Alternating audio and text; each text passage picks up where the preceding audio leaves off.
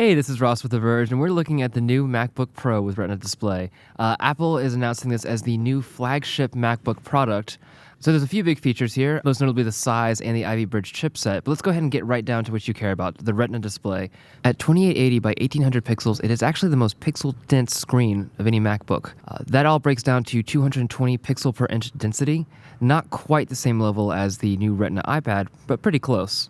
So what you're really getting is 4 times the pixel density than your standard MacBook Pro, and it really breaks down to actually not being able to see the pixels. The text and images in Apple's apps actually look really good, especially like Safari, for example, and TextEdit. The text looks very crisp. iPhoto, Aperture, the high-definition pictures, you really do see the difference, especially when you have a full-screen DSLR photo and you're kind of looking at the details. Obviously, Apple's gone ahead and optimized its first-party suite for the Retina display. That's something third-party developers are going to have to do also. In the meantime, however, third-party apps, most notably Chrome, for example, Firefox, Opera, Kindle, Nook, all of them have text that actually displays, actually a little pixelated. If you compare it to the standard Pro, it actually looks a little bit worse.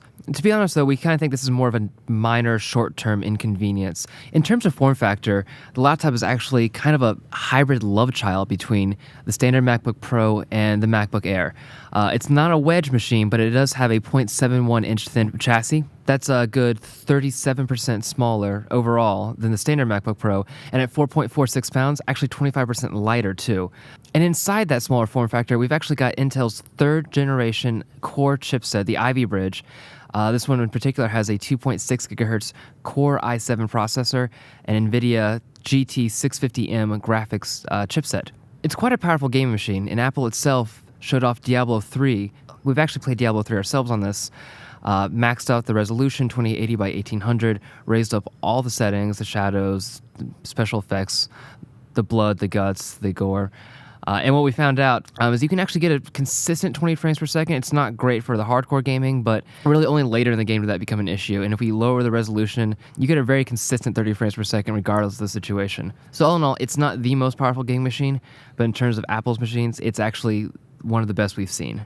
Apple's been touting its asymmetric fan system, saying it actually gets the laptop a lot cooler and a lot quieter. And while it's definitely much quieter, with more processor-intensive apps, especially games and video, it is still hot to the touch. One of the ways Apple has managed to keep the size down in the MacBook Pro with Retina display is by opting to go with flash storage entirely.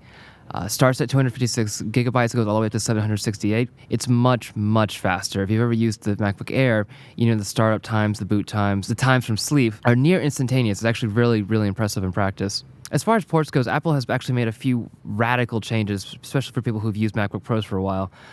Gone completely now is the Firewire, which is something we kind of saw coming. Also, though, the Ethernet port actually turns out to be a little too tall for the frame that Apple wanted to make. So in their place, we've got 2 Thunderbolt ports. And of course, you can buy Thunderbolt adapters if you need the Firewire and Ethernet. We've also got 2 USB 3.0 ports, one on each side. They also work with USB 2.0. Again, they're much faster. Perhaps one of the nicest changes here is the HDMI out. Before, you had to actually use the mini DisplayPort adapter, plug into a monitor, and then also get like an audio cable. This time, though, you just do HDMI to HDMI, put it in TV, you get a 1080p signal, really good audio. It's very impressive, and the time it actually takes to plug it in and actually get working is measured in seconds. It's really nice. And then there's MagSafe 2. Apple has done away with the old MagSafe and opted for something that's a little flatter, but of course, none of your old adapters are now going to work with this, and vice versa. Apple does offer a MagSafe 1 to 2 adapter. It's actually about $10, snaps right on. So people with a lot of power adapters, just consider yourself warned. The new MacBook Pro with Retina display starts at $2199, and with that, you get a 2.3 gigahertz Intel Core i7, 8 gigs of RAM, and 256 gig flash storage. That is $400 more expensive than the base price of the MacBook Pro. But again, the trade-off is flash storage versus a hard disk drive, Retina display versus otherwise, disk versus otherwise. So really, it's more up to you what you value here. Regardless of your feelings toward Apple generally, or even the new MacBook Pro specifically, it's more or less a certainty that laptops all over are about to make a strong push for high-resolution displays. The more high-resolution screens in the market, the more websites and apps will be optimized for it. The new MacBook Pro with Retina display really is kind of the culmination of everything Apple has learned in the MacBook field. Granted, of course, it is the most expensive MacBook Pro out there, one of the most expensive laptops out there, but if budget's not an issue, this is the best laptop you can buy right now.